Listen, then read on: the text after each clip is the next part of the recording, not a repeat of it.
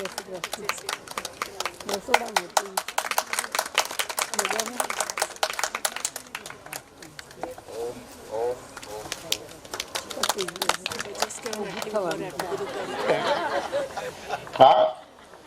धन्यवाद। आइए આપણે તરત જ પાછા, બરોબર। इसको आग पे नहीं चढ़ाना है, कोई डिफॉर्मेशन नहीं करना, कोई प्रोसेस नहीं करना। जो स्थिति में प्रकृति ने दिया वो ही स्थिति में खाना है, जैसे हर कोई प्राणी खाते हैं। अब गलत आहार की बात हो रही थी तो हमने देखा था कि प्राणी आहार, दूध, दूध से बनी चीजें, डेयरी प्रोडक्ट, अनाज और दालें, यानी कि दाल, चावल, रोटी, पूरी, पराठे, बेकरी प्रोडक्ट, ये सब गलत आहार में आता है। तो ये गलत आहार खाने से शरीर में वो पड़ा रहता है, सड़ता है, वात पित्त कफ होते हैं और रोग होते हैं। दूसरा हमने देखा वनस्पति जन्य आहार। तो वनस्पति जन्य आहार में भी ये जो अनाज दालें पक्षियों का भोजन है, जो हम खाते हैं, हमारे शरीर में पचता नहीं है, पड़ा रहता है, सड़ता है, वात पित्त कफ होते हैं, रोग होते हैं। ये सारी बातें हमने देख ली थी। अब हम देखते हैं कि ग्रास, तृण, घास, ये भोजन हाथी, घोड़ा, भैंस, बैल, गाय ऐसे प्राणियों के लिए है। उनके शरीर में वो पच जाता है और ऐसे घास को पचाने के लिए आप सभी को पता होगा कि ऐसे प्राणियों को 3 स्टमक दिए गए हैं, हमें एक ही है। ऐसे प्राणी जो घास खाते हैं उनको 3 स्टमक है। पहला स्टोरेज है, जब सुविधा होती है, समय मिलता है तो जो स्टोरेज किया हुआ वो फिर से निकालता है, मुंह में लाकर और इसको चबाता है और चबा चबा चबा कर रस अंदर और बचा हुआ बाहर कर देता है। हाँ, ज्यादातर तो सभी को पता होगा, लेकिन जो पहले से ही बड़े शहर में रहते हैं उनको शायद ये पता नहीं होगा। तो ये दूसरे स्टमक से तीसरे में जाता है और वहाँ प्रोसेस होती है, केमिकल प्रोसेस, और ये रस से रक्त होता है और रक्त में से मांस, मज्जा, हड्डियाँ, ये सब कुछ बनता है। तो इस तरह से भोजन का पाचन होता है। भोजन में प्रक्रिया, केमिकल प्रोसेस पाचन की पशुओं के शरीर में कोई और तरह से होती है, मानव के शरीर में कोई और तरह से होती है, पक्षियों के शरीर में कोई और तरह से होती है और मांसाहारी प्राणियों के शरीर में भी कुछ और तरीके से होती है। तो हमें हमारा ही भोजन खाना चाहिए। इसके अलावा कुछ भी खाएंगे तो वो पचेगा नहीं, नहीं पचेगा तो इससे रोग होंगे। और अब हम देख सकते हैं कि हम जो भी खाते हैं, हर कोई इंसान सारी दुनिया में जो भी खाता है गलत ही खाता है। और इसके हिसाब से हर कोई इंसान बीमार है, चाहे डॉक्टर ले लो, चाहे संसारी या सन्यासी ले लो, चाहे इंडियन हो या well developed country, USA, Canada हो, कोई भी ले लो, हर कोई जगह इंसान बीमार है। तो हमने देखा इंसान ही क्यों बीमार और ये पशु बीमार नहीं। तो हमने देखा कि पशु अनपढ़ है और हम पढ़े लिखे हैं। तो हमें पढ़ाई में ही गलत सिखाया गया है और इस हिसाब से हम गलत क्रियाएं करते हैं, गलत खाना खाते हैं, जो पचता नहीं और रोग होते हैं। तो स्पष्ट हो गया होगा सभी को सही आहार, गलत आहार। लेकिन अब ये भी पता चल गया कि आज तक हमने गलती ही की है, तो इसको कैसे सुधारें। तो आप देखते होंगे कि खेत है, खेत में जो हमें नहीं चाहिए ऐसा कुछ उगल के निकल आया है।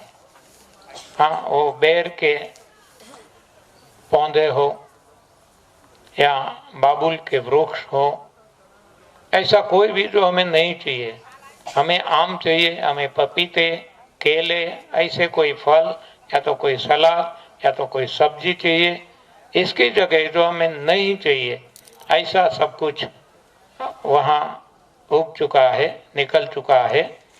तो क्या करना होगा, स्वयं स्पष्ट है कि इसको हटा दे, जड़ मूल से हटा दे। तो बुलडोजर से या कैसे भी इसको हटा दिया जाए। जैसे ये हटा देते हैं तो अब जो हमारा खेत है वो रेडी हो जाता है, जो अब हम इसमें सही बोएंगे तो सही काटेंगे, सही फल मिलेगा। तो इसी तरह हमारे शरीर में अनवांटेड ये सभी इकट्ठे हो गए हैं जो हमें नहीं चाहिए ऐसा। तो अब इसको उखाड़ फेंकना होगा। तो कैसे उखाड़ फेंक सकते हैं, तो इसके लिए हमने 3, हाँ बहुत सारी है, आयुर्वेद में भी, योगा में भी, ये नेचुरोपैथी में भी, सभी जगह हम देखेंगे तो ये सफाई करवाई जाती है। तो इसमें से हमने केवल 3 पसंद की है। देखो, हमारा कोई रिसर्च नहीं है, हमने जो थी इसमें से 3 को पसंद किया। 3 में से सबसे ज्यादा और पहला पसंद किया वो है बड़ी आंत को साफ करना। क्यों, हम अच्छी तरह से जानते हैं, युगों से जानते हैं कि कब्ज ही सारे रोगों का कारण है। तो कब्ज को हटाना है। तो कब्ज कहाँ होती है, कहाँ रुकता है मल, तो ये रुकता है बड़ी आंत में। तो बड़ी आंत को यदि साफ रखते हैं तो बड़ी आंत उधर दी गई है। और NW वॉकर USA एरोजोना, इसने ये संशोधन किया है। ये भी, उसका भी कहने का सार इतना ही है कि बड़ी आंत को जो साफ रखते हैं तो ज्यादातर वो निरोग रहता है। छोटे बड़े कभी होते हैं लेकिन ज्यादातर वो निरोग रहता है।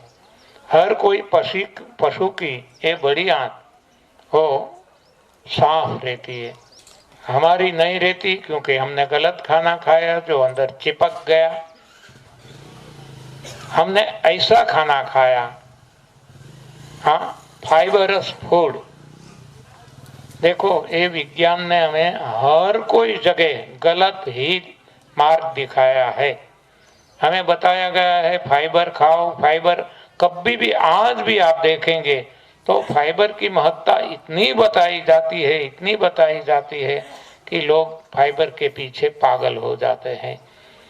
जब हम भी थे, लेकिन जब से हमें पता चला तब से हम कहते हैं fibre less food, non fibrous food, वो ही सही आहार है। जैसे कि नारियल का पानी भगवान हमें देते हैं, वो सही आहार है, इसमें कोई फाइबर मिला के भगवान नहीं देते।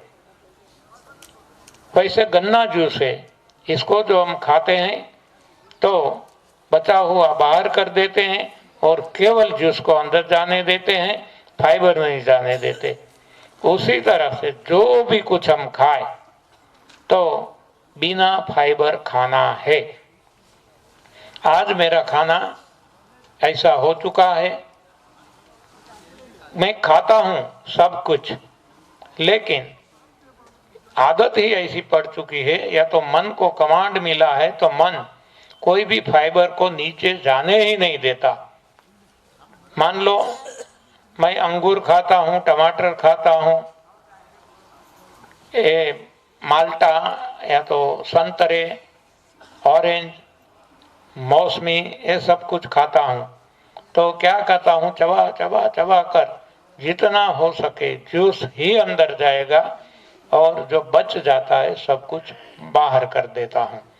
तो जब भी मैं जहीं भी जाता हूं, खाने को बैठता हूं, तो मैं पहले से मांग लेता हूं कि एक खाली बर्तन दिया जाए, बाउल दिया जाए कि मुझे ये निकालना होगा।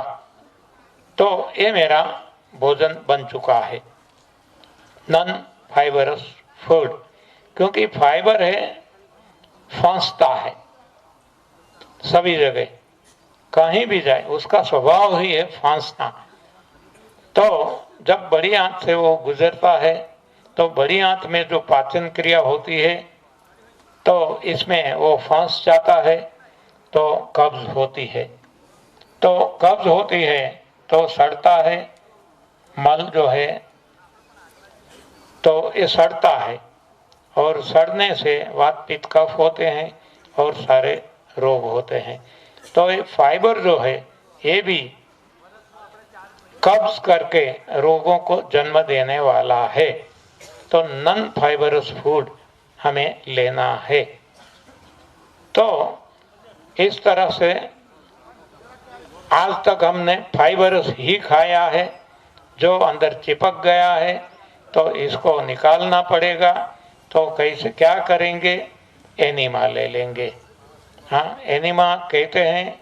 एनिमा रियल में कुछ दूसरा है, जो मेडिकल साइंस में बिफोर सर्जरी आंत को साफ करने के लिए जो केमिकल चढ़ाया जाता है इसको एनिमा कहते हैं। जबकि यहाँ हम न केमिकल चढ़ाते हैं ना उसी तरह से चढ़ाते हैं। यहाँ तो साधन भी अलग है और सादे पानी से चढ़ाते हैं। तो डाया भाई को विनती करेंगे जरा एनिमा के बारे में बता दें। समय जितना हो सके कम लेना, और फिर भी इतना समय अवश्य लेना कि जिससे हर किसी के समझ में आ जाए। ओम जी, प्रणाम आप सबको।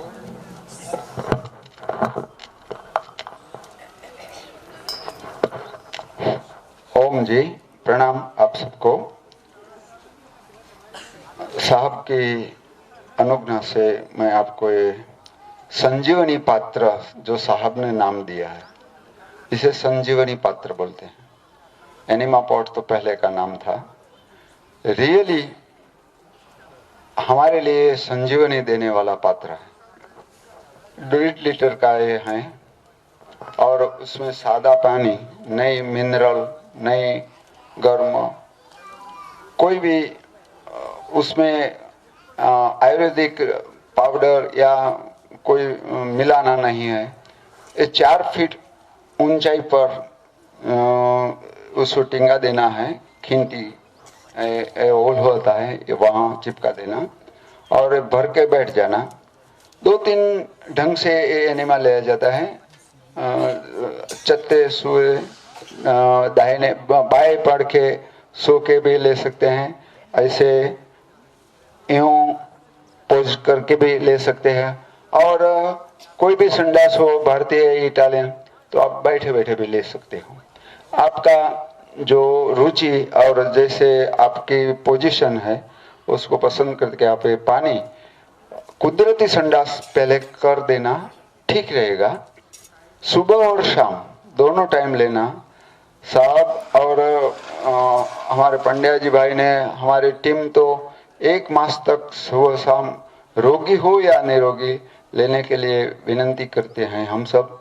लेकिन मैं पिछले 7 साल से हर रोज सुबह शाम लेता हूँ, और वो मैंने बीवी चौहान साहब से सीखा है। हर रोज, अरे एक दिन तो मैंने 6 दफा लिया था, 6 टाइम्स। क्योंकि मैं होटल में गया था, तो मैंने सोचा कि होटल में जो गया और पेट में गया उसको निकालना है, तो रियली 6 बार मैंने उस दिन लिया था और मैं वैसा है कि वैसा तंदुरुस्त रह गया। तो ये कुदरती संडास के बाद ये जो कॉक होता है उसे चालू करना और फ्लो चालू हो जाए तो हमारे गुदा में 1.5 इंच उसमें सरका देना, ज्यादा नहीं। कोई तो शौकीन होते हैं ना, तो इतना अंदर चढ़ा देते हैं, उसकी कोई जरूरत नहीं है। तो पानी चढ़ना शुरू हो जाए तो देखना 100 मिली, 200, 400, 500 लीटर, 1.5 लीटर चढ़ जाए तो चढ़ना है, अच्छा रहेगा। न चढ़े तो कुछ नहीं। फिर जो अंदर से एहसास हो कि पानी निकलना चाहता है तो कुदरती संडास के साथ उस आप देखना कि क्या क्या डस्ट निकलता है, और फिर एक कॉक बंद करके बैठना और उसी बैठक पर दोबारा चढ़ाना। 1.5 लीटर 2-3 बार भी आप कर सकते, हमारा एक्सपीरियंस है। आप जिस तरह आप कोई तकलीफ ना हो उसी तरह लेना। तो ये एनिमा की बात है, संजीवनी पॉट की बात है। आप सबको यहाँ से लेके जाना। आज भी एनिमा आप लेंगे, शाम को आप अपना अनुभव शेयर करेंगे कि हमने एनिमा लिया है। मुझे एक भाई मिला कि मुझे ये तकलीफ है तो बोला एनिमा लेते हो? नहीं, एनिमा नहीं लेते। तो अधूरा ज्ञान तो हमें पूरा फायदा नहीं देता है। तो एनिमा पॉट मस्ट, संजीवनी पत्र मस्ट। इसका एक देखो, हाँ ये ले लो, मैं साथ में लेकर, हाँ एक शेर है ना, मौत का सामान साथ में लेकर फिरता हूं। मैं क्या कहता हूं? जीवन का सामान मैं साथ के लेकर फिरता हूं, मौत का नहीं। एनिमा लइए तो संडास थई जाए, एनिमा लइए तो संडास थई जाए, एनिमा लइए, एनिमा नहीं, मेरी माँ, एनिमा नहीं, उसकी माँ नहीं, मेरी माँ।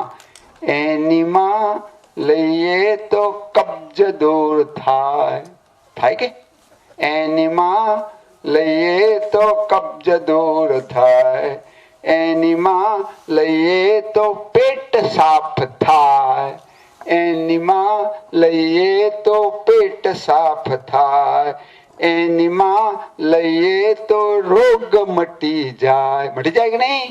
કેટલાના મટી ગયા? હાથ ઊંચો કરો જો. અરે વાહ, ધન્યવાદ, કોંગ્રેચ્યુલેશન્સ. એનિમા લઈએ તો રોગ મટી જાય. મારે ઘરમાં 4 ડોક્ટર છે. મારો દીકરો ડોક્ટર હર્ષદ એમડી ગાયનેક છે, 25 વર્ષ પૂરા થઈને 26 વર્ષમાં બેઠો. એ પોતે નવી ભોજન પ્રથા અપનાવે જ છે. સાહેબના પગલા થયા, હોસ્પિટલમાં 3 વાર અમે શિબિર કરી, અને પોતે એને એની પત્ની અલકા, મારી પુત્રવધુ, એ પણ અપનાવે છે. એનો દીકરો MS ગાયનેક થયો, IVF સેન્ટર ચલાવે છે આ સાલથી, અને નાનો MBBS માં VS માં છે, ઇન્ટર્નશીપ કરે છે. અને બીજી પૌત્રી મારી છે ને, એ BDS દાંત, પણ મારે 32 દાંત છે. મેં કહ્યું કે હું તારો પેશન્ટ નહીં બનું. નાઉ I have 32 teeth in my mouth due to this new NDS. हाँ, तो एनिमा લઈએ તો સ્વસ્થ રહેવાય. સ્વસ્થ શબ્દ જ સ્વામી આપ્યો આપણને. સ્વસ્થ સાધના છે, તપ સેવા સુમેર. હવે તમે ભલે અપનાવજો આજથી, પણ લક્ષ્ય ગોલ તમારો રાખજો કે આપણે એક તપ કરીએ છીએ, બસ સાધના કરીએ છીએ, સુમિરન કરીએ છીએ. તો તમે જો એનો ચમત્કાર થશે કે સંજીવની પાત્રથી જીવન સુખી થાય. આ બસમાં આવતા આવતા જ ખેરાલુથી મેં લખ્યું છે, સંજીવની પાત્રથી જીવન સુખી થાય.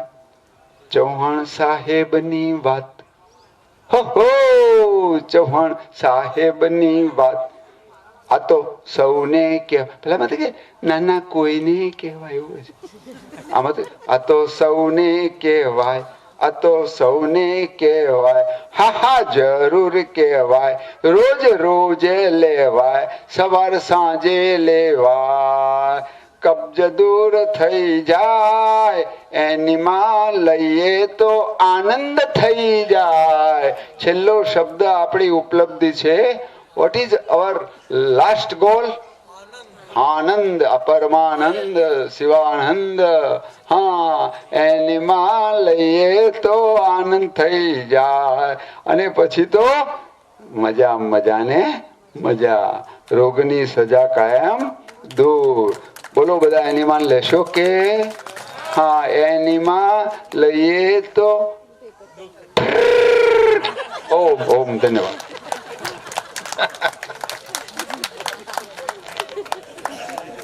साधक मित्रों,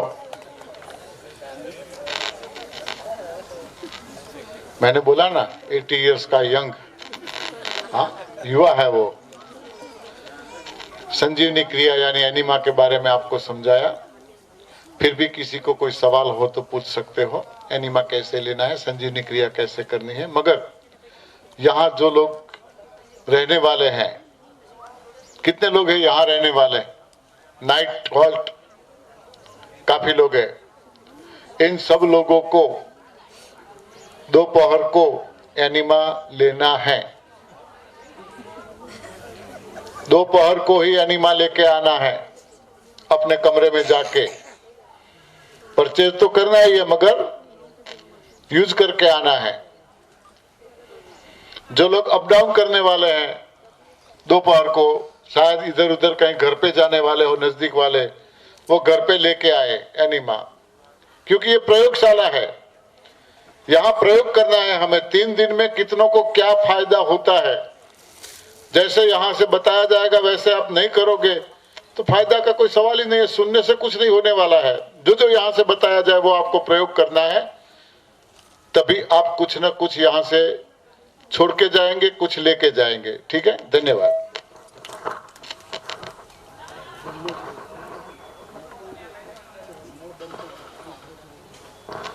जो लोग ऊपर कमरे में रह रहे हैं, आवश्यक सूचना, पानी का कॉक चालू रख के आते हैं. टंकी खाली हो जाएगी, कहाँ जाएंगे? हाँ, दिक्कत हमें ही पड़ेगी. अभी 3-4 कमरे में खुला था. कॉक बंद करके आना. जब कमरा बंद करो उससे पहले कॉक चालू करो, देख लो, लाइटें देख लो, ये सब बंद करके आओ. ठीक है.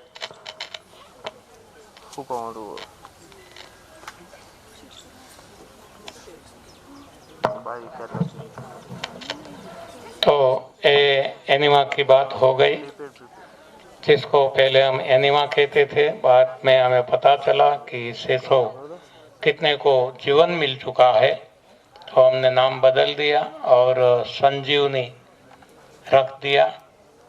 तो ये जब लेंगे तब पता चलेगा, इसलिए प्रयोग अवश्य करना.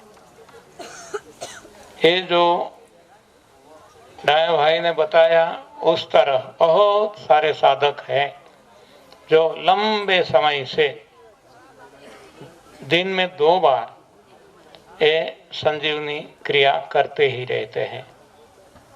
जरूरी नहीं है हमारे हिसाब से, क्योंकि यदि सही भोजन खाएंगे तो इसकी जरूरत नहीं पड़ेगी. लेकिन जो लोग ऐसा करते हैं उनको हम पूछते हैं. जैसा अभी डाया भाई ने बताया कि होटल गए थे तो 6 बार लिया, तो उसी तरह जो लंबे समय से लेते हैं उनको हम पूछते हैं कि आप क्यों इतने लंबे समय से ले रहे हैं. तो वो जवाब देते हैं कि हमको गलत भोजन खाना है, खाने के लिए लेते हैं. कि निकाल देते हैं, डेली खाते हैं, डेली निकाल देते हैं. हाँ, क्योंकि हमसे रहा नहीं जाता, हमें खाना ही है, खाने के लिए तो आए हैं. हाँ, तो ऐसे लोगों के लिए ये डेली लेने से भी कोई नुकसान नहीं है. सभी को लेना नहीं है. सही ये है कि जब तक आवश्यक है उतने समय तक ही लिया जाए, और हमारे अनुभव में 3 महीना काफी है. चाहे रोगी हो चाहे निरोगी हो, हर कोई 3 महीने लेकर के देखेंगे तो पता चल जाएगा। ज़्यादातर बढ़िया साफ सभी की हो जाती है। और बाद में किसी को ऐसा लगता है, जनरली देखा गया है कि कैंसर वाले लोग हैं, स्किन डिजीज वाले लोग हैं, उनकी बड़ी आंत में बहुत ही इतना गंदा और ऐसा तोड़ने से नहीं टूटे तोप की गोलों की तरह ऐसा अंदर भरा, तो उनको जरूरत लगे तो लंबे समय तक ले सकते हैं, बाकी 3 महीना काफ़ी है। और फिर भी किसी को ज़रूरत लगती है तो कभी कभार जब भी ज़रूरत पड़ जाए तो कभी भी ले सकते हैं। तो बाकी मन में कोई शंका है तो आपको आफ्टरनून, हाँ, लास्ट सेशन में सवाल पूछने का पूरा मौका दिया जाएगा, तो आप उस वक्त पूछ लेना। ऐसा है तो लिख के रख देना कि भूल ना जाए। तो एक हमने बताई ये सफाई, दूसरी सफाई है लंघनम परम औषधम। परम औषध, देखो लंघन को परम औषध बताया गया है। औषध किसको हम कहते हैं? जो रोगों को मिटाने में, हटाने में काम आता है। तो और सारे जितने भी औषध है, चाहे आयुर्वेदिक, चाहे होम्योपैथिक, चाहे एलोपैथिक, वो रोग को परमानेंटली हटा नहीं सकते, दबा सकते हैं। जबकि यहाँ रोग हट जाते हैं। तो ये लंघन है। लंघन यानी नो इंटेक, पेट में कुछ भी नहीं डालना, नथिंग, कुछ भी नहीं, पानी भी नहीं, या तो कोई जूस भी नहीं, वहाँ तक की दवाई भी नहीं। तो जिसको दवाई लेते हैं उठने के साथ, तो उठने से मतलब नहीं है, दवाई को मतलब है खाने से। तो जब हम पहला खाना शुरू करते हैं ये जूस से, हरी पत्तियों का, तो ये जूस जब लेते हैं तब दवाई ले लेना। जो सुबह उठने के साथ लेते हैं वो दवाई अब ले लेना। ये पहली दवा हो गई, ब्रेकफास्ट के साथ लेते थे। बाद में जो खाना खाएंगे, अभी हम खाएंगे 2 बजे के आसपास, तो उस वक्त दूसरी जो दोपहर की दवा है वो तब ले लेना। और रात जो भी यहाँ से खाने को जब भी दिया जाए तो उसी वक्त ये डिनर की, रात की दवा उस वक्त ली जाए। तो इस तरह से हम दवा ले सकते हैं। लेकिन हमने देखा है कि कोई कोई ऐसे दृढ़ मनोबल वाले हैं तो उन्होंने पहले दिन से ही दवाई छोड़ दी है। और किसी को, हाँ, ऐसे 1 2 5 नहीं है, लाखों लोग हैं जिन्होंने दवाई छोड़ दी है और किसी को कोई भी प्रॉब्लम नहीं हुआ है। तो जिसको, जिसकी हिम्मत है तो दवाई छोड़ भी सकते हैं।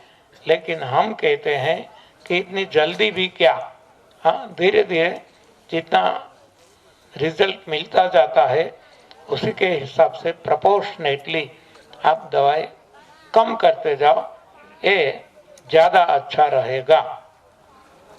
तो ये हो गई लंघन की बात। लंघन यानी नो इंटेक। तो कब तक? जितना हो सके ज़्यादा, क्योंकि उस दरमियान सफाई होती है और जितनी गहरी सफाई होगी उतना रोग भी तुरंत चला जाएगा। हमने देखा है 15-20 साल पुराने बीपी, डायबिटीज, ऐसे डायबिटिक पेशेंट जो इंसुलिन भी लेते थे और उनको केवल 1 दिन में चला गया है, केवल 1 दिन में। लेकिन ये भोजन से नहीं होता, ये संजीवनी से नहीं होता, ये होता है अपनी दृढ़ता से, अपने दृढ़ मनोबल से। क्योंकि हमारा जो शरीर काम करता है वो मन की आज्ञा से करता है तो मन के हारे हार है, मन के जीते जीत। जिसका मन जितना दृढ़ उतना उनको तुरंत परिणाम मिलता है। तो ये बात हो गई निर्जल उपवास यानी कि लंघन यानी कि रोजा, लेकिन कम समय के लिए 6 घंटे 7 घंटे, शुरुआत 6 से करें, 6 भी नहीं हो सकता तो 3-4 घंटे से शुरुआत करें और धीरे धीरे इसमें बढ़ोतरी करते जाए और इस तरह से 8 घंटे 9, 10, 12 घंटे तक भी पहुंच सकते हैं। और ये डेली करना है क्योंकि इससे फायदा है। किसी को रोग है तो भी फायदा है, नहीं है तो भी फायदा है। तो इसको लाइफ लॉन्ग करना है क्योंकि आज तक जो हमने लाइफ लॉन्ग किया, लाइफ स्टाइल बनाई, वो कैसी बनाई? उठने के साथ सुबह में राजा जैसा भोजन, दोपहर व्यापारी जैसा, रात को भिखारी जैसा। अब हम देखा हमने क्या नतीजा निकला, तो हर कोई बीमार। तो हमने क्या किया? उल्टा कर दिया। तो नतीजा भी उल्टा आ गया कि उल्टा करने से यानी कि उठने के साथ भिखारी, दोपहर व्यापारी और रात के राजा, तो रोग भी हट गए, उल्टा नतीजा आ गया। तो इस तरह से उठने के बाद जहाँ तक हो सके ज़्यादा लंघन करना है। जब न रहा जाए तब सबसे पहले एक ग्रीन जूस पीना है। ग्रीन जूस में भी गूसबेरी जिसको कहते हैं आंवला, तो ये 3 आंवला पर हेड पर डे इसमें डालना है और आंवला के साथ स्वाद के हिसाब से पत्तियां कुछ डालने हैं, पालक धनिया डाल सकते हैं, अदरक डालना है तो डाल सकते हैं और इसको मिक्सी में घुमा के पानी डाल के इतना पतला किया जाए मानो कि गन्ना जूस है और इसको छान लेना है, फाइबर नहीं जाने देना। तो एक छान के पी जाना है, यानी कि हर दिन प्रति व्यक्ति 3 आंवले पेट में जाना जरूरी है।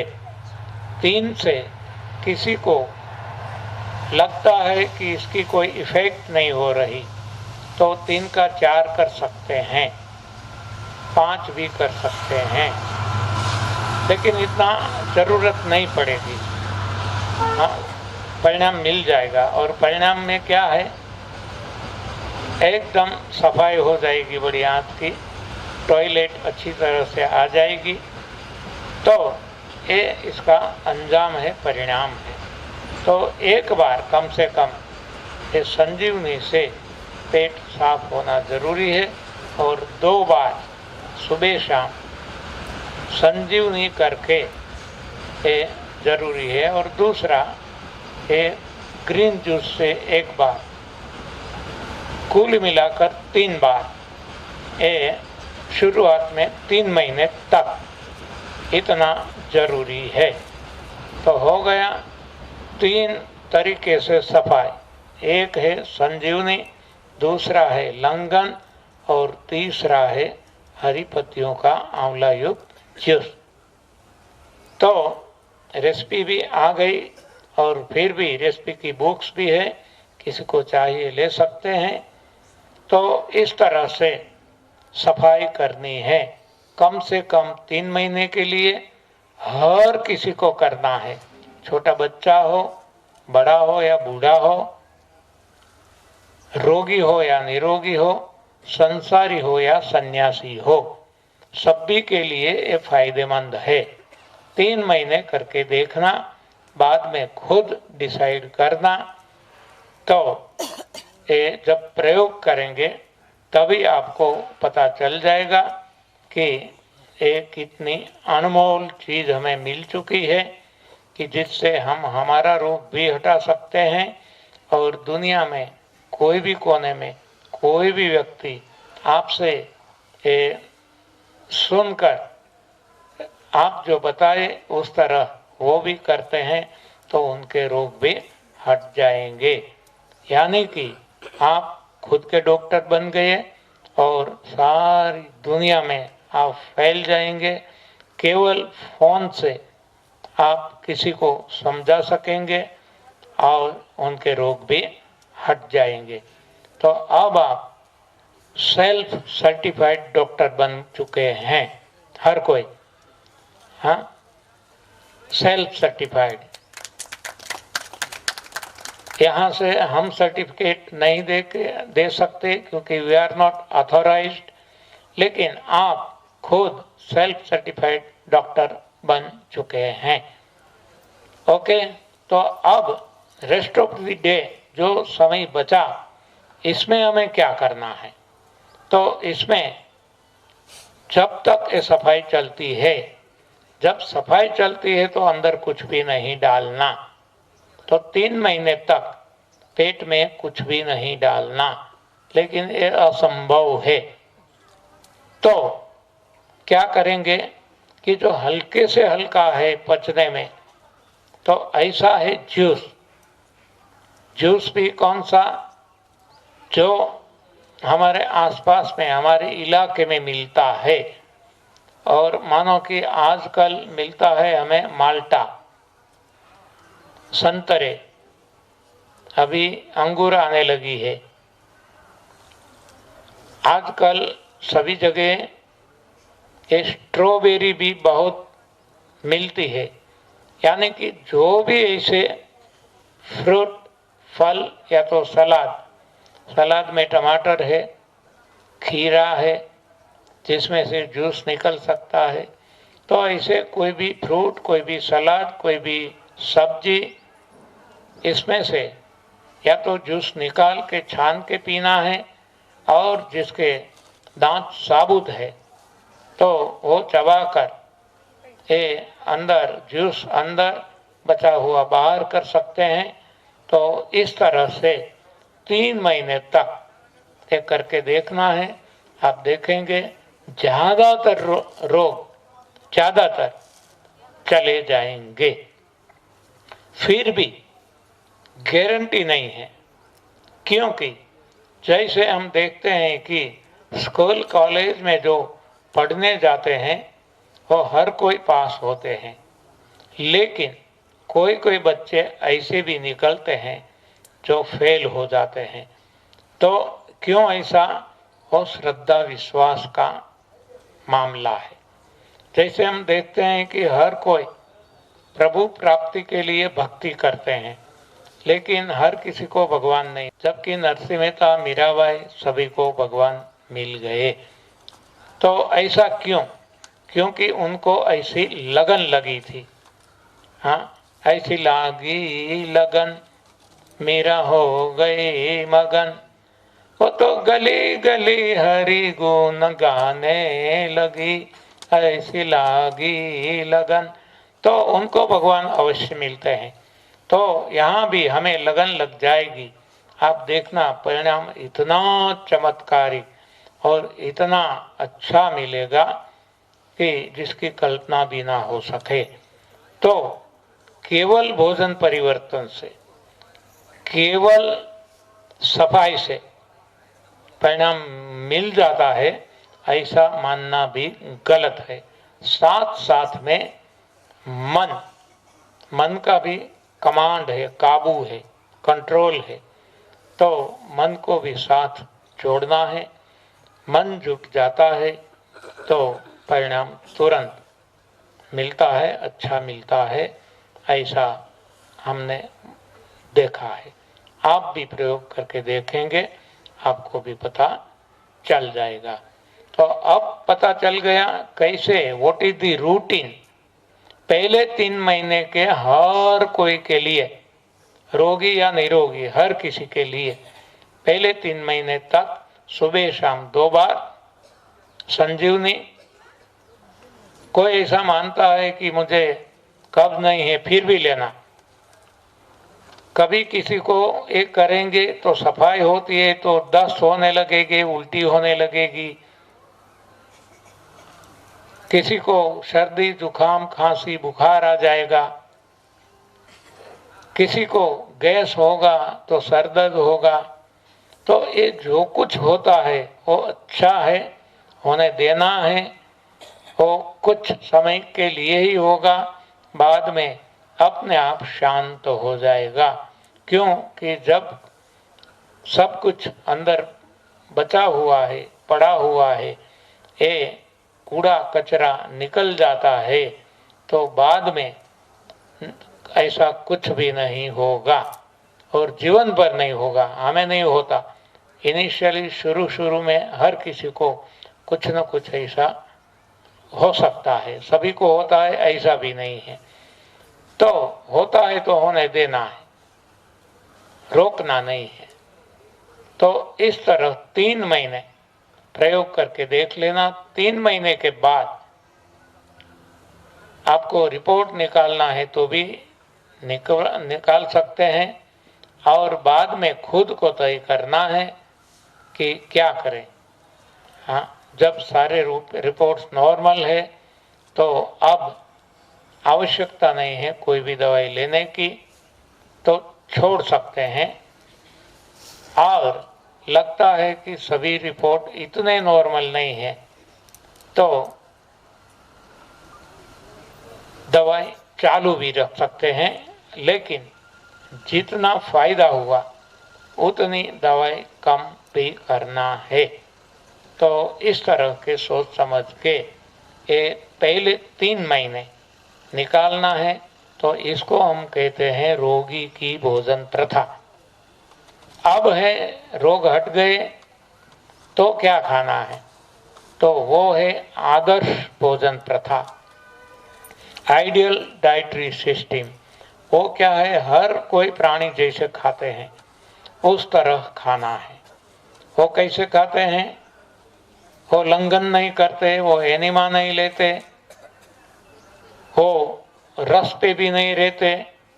तो उसी तरह हम भी भूख लगने से खा सकते हैं, प्यास से पी सकते हैं, लेकिन जो गॉड गिवन है, भगवान ने जो दिया है वो ही उसी स्वरूप में खाना है। तो ये हो गई आदर्श भोजन प्रथा। लेकिन हम आदर्श नहीं रह सकते, ऐसा जीवन नहीं जी सकते, तो ये भी हमें स्वीकारना होगा। तो अब जो है वो भोगी की भोजन प्रथा है, भोग भी भुगत सके और निरोग भी रह सके।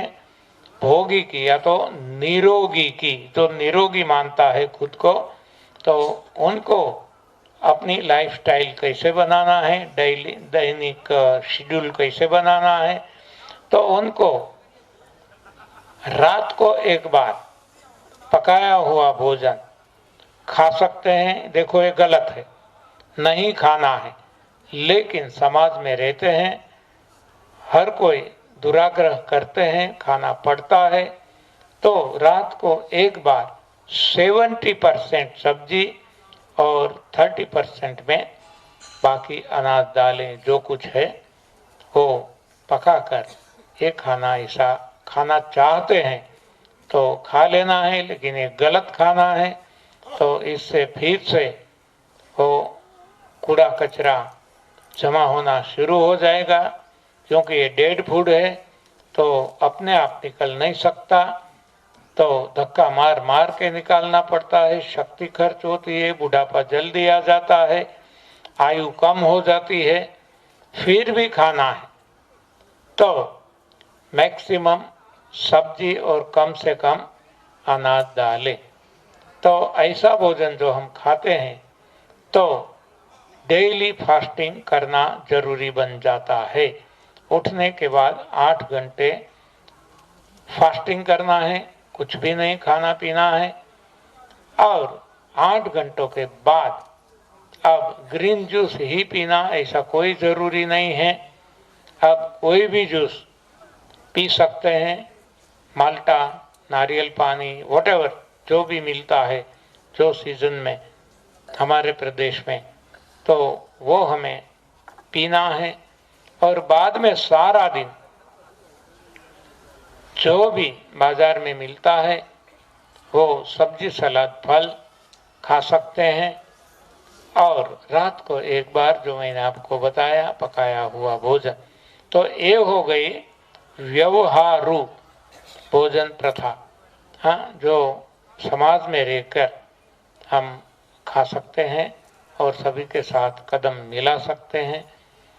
इसको हमने नाम दिया है न्यू डाइट सिस्टम, NDS, नई भोजन प्रणाली।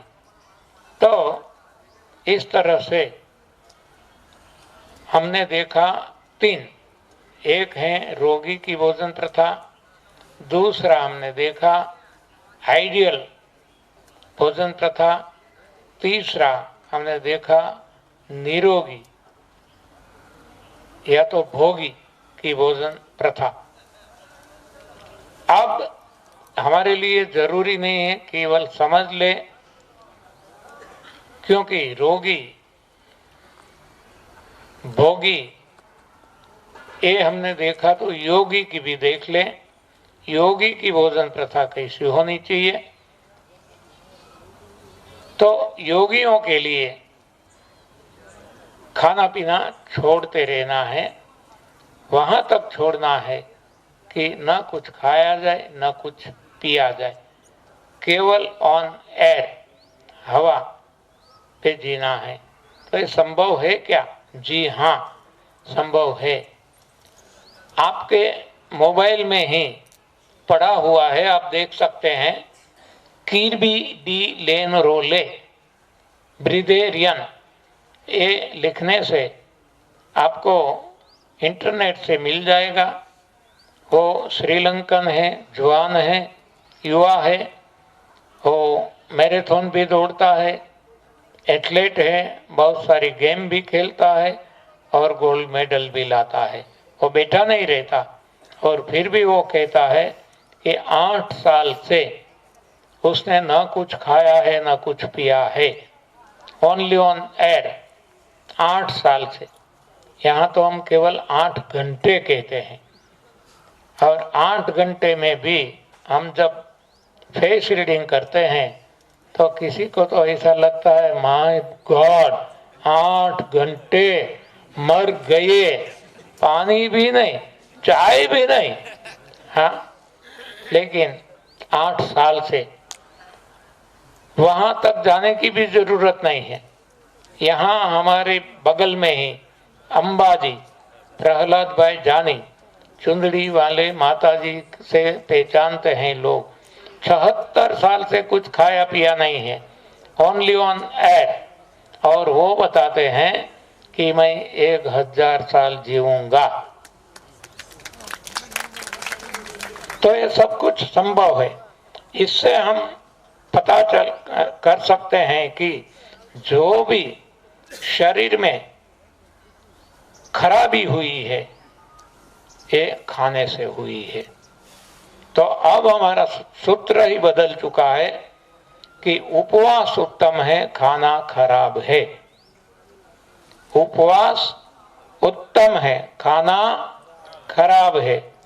3 बार बोलेंगे सभी साथ में, उपवास, खाना, उपवास, खाना। अच्छा, हाँ, मुझे लगता है कि आप सामने बैठे तो आपकी आवाज जरा बुलंद लगती है, यहाँ की आवाज मंद लगती है। तो देखते हैं 2 टीम, हाँ, ए टीम ए और ए टीम बी।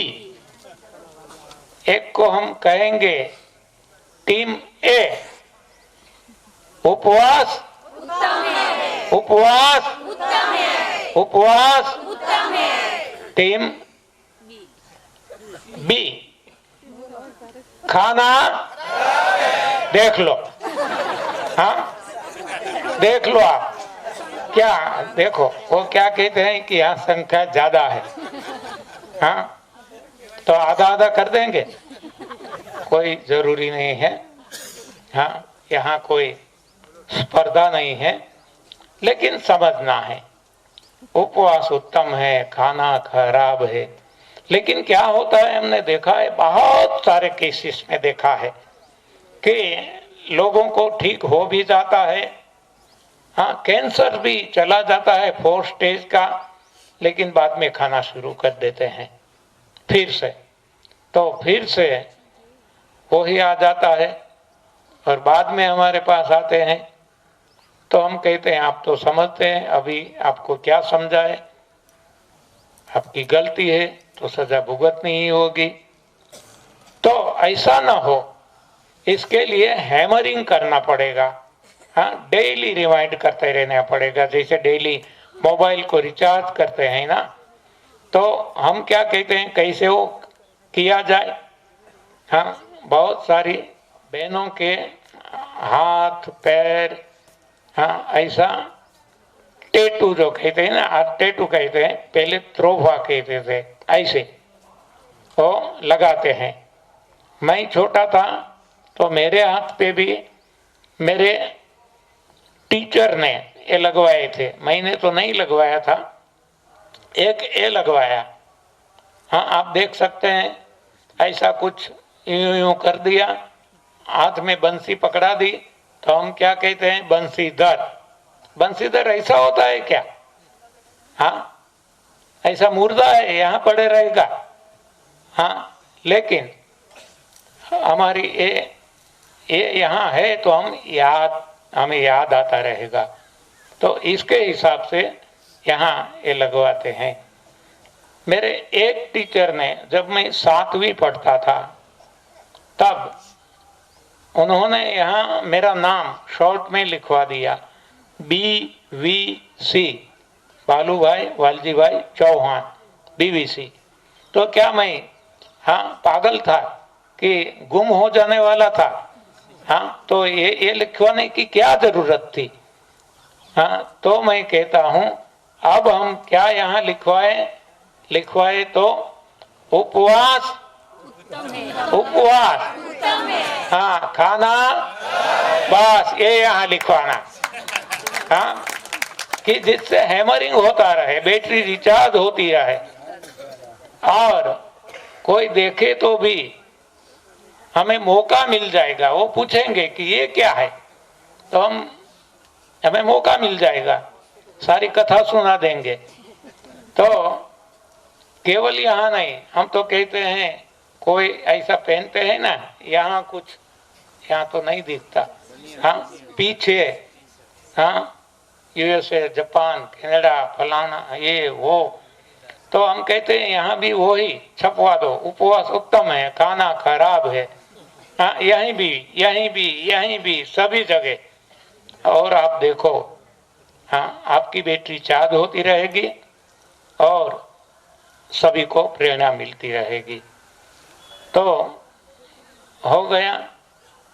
तो ये योगियों का भोजन है जो खाना छोड़ते जाते हैं, तब भगवान मिलते हैं। खाना खाने वाले को भगवान नहीं मिलते। मिलता है, मान लो बहुत इतनी अगले जन्म में शायद तपस्या की है नरसिंह मेहता की तरह, तो शायद, बाकी आसानी से भगवान को मिलना है तो यही रास्ता है जो मनु सतरपा, जो माता पार्वती, जो ध्रुव जी, ऐसे लोगों ने जो साधना की थी, तप सेवा सुमिरन। ओके, तो ये हो गई रोगी की, भोगी की, योगी की और आदर्श भोजन प्रथा। अब लोगों को ये लगता है कि लेडी के लिए क्या, हाँ, तो हम कहते हैं कि यहाँ तो आप जितने सवाल करेंगे हम जवाब दे देंगे, लेकिन आप ही, जैसे आप ही आपके डॉक्टर बन चुके, उसी तरह आपको ही आपका गुरु बनना है। तो क्या करेंगे, कोई भी सवाल उठता है तो आप सृष्टि में देख लो, ज्यादातर सवालों के जवाब आपको मिल जाएंगे। जब आपको लगता है कि लेडी के लिए क्या, प्रेग्नेंट लेडी के लिए क्या, प्रसूता स्त्री के लिए क्या, प्रसूति के बाद क्या, ऐसे सवाल बहुत लोग उठाते हैं। तो हम कहते हैं देख लो, लेडी केवल इंसान की है ऐसा तो नहीं है, नर मादा हर कोई योनियों में है, 84 लाख योनियां हैं। तो आप देखेंगे कि जन्म से लेकर मौत तक हो, चाहे बिफोर प्रेगनेंसी हो, ड्यूरिंग प्रेगनेंसी हो, at the time of delivery हो या तो डिलीवरी के बाद हो, उनका भोजन एक सा ही रहता है। उसी तरह हमारे भी बहन बेटी, हाँ, before pregnancy, during pregnancy, at the time of delivery और आफ्टर डिलीवरी सलाद फल सब्जी यही भोजन रहना चाहिए। लेकिन हम जितना गलत करते हैं वो तो हम जानते हैं। तो इसके हिसाब से सारे रोग आते हैं और जो बच्चे को जन्म देते हैं वो भी रोगिष्ट बच्चे जन्म लेते हैं। तो माता सीता जी की तरह ये सही भोजन लेंगी हर कोई माताएं, तो उनके बच्चे भी लव और कुश की तरह शरीर, मन, बुद्धि, चित्त सभी स्तर पे एकदम बलवत्तर होंगे। तो ये पता चल गया। तो अब लोग ऐसे सवाल भी करते हैं कि बच्चों के लिए क्या, ये तो समझ गए, चलो बच्चों के लिए। तो हम कहते हैं वो भी सृष्टि में दृष्टि कीजिए। बच्चा केवल इंसान को होता है ऐसा तो नहीं है, गाय को भी होता है, भैंस को भी, बकरी को भी, हर किसी को होता है। तो उनके लिए क्या भोजन है, वो कोई खास प्रकार का भोजन खिलाता है?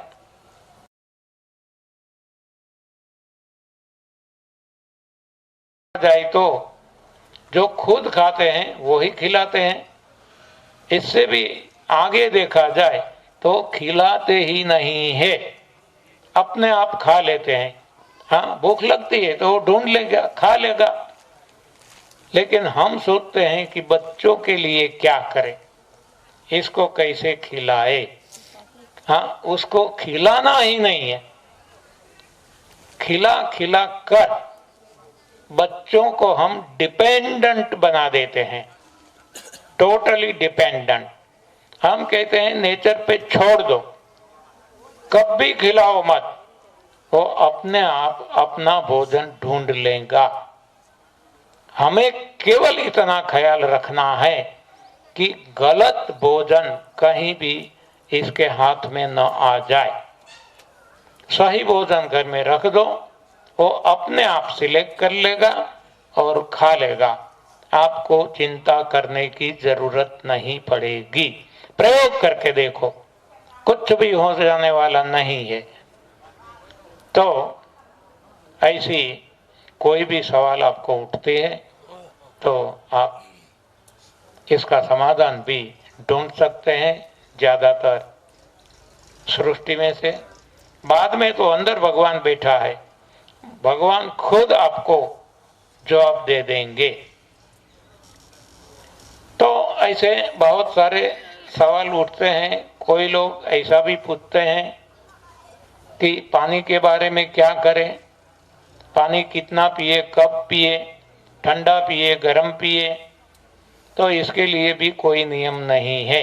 सृष्टि में दृष्टि कीजिए, पक्षी है, पशु है, कोई भी, उनको कोई नियम है क्या कि मिनिमम इतना पानी पीना, गर्म पीना, ठंडा पीना? कुछ भी नहीं है। जो मिला पी लेते हैं और प्यास के हिसाब से पीते हैं। प्यास लगती है तो पीते हैं, नहीं तो नहीं पिएंगे। तो उसी तरह हमें भी प्यास से पीना है और भूख से खाना है, कोई इसका नियम नहीं है। लेकिन हमारा साइंस और साइंस के हिसाब से WHO वर्ल्ड हेल्थ ऑर्गेनाइजेशन वो भी तय करके देता है कि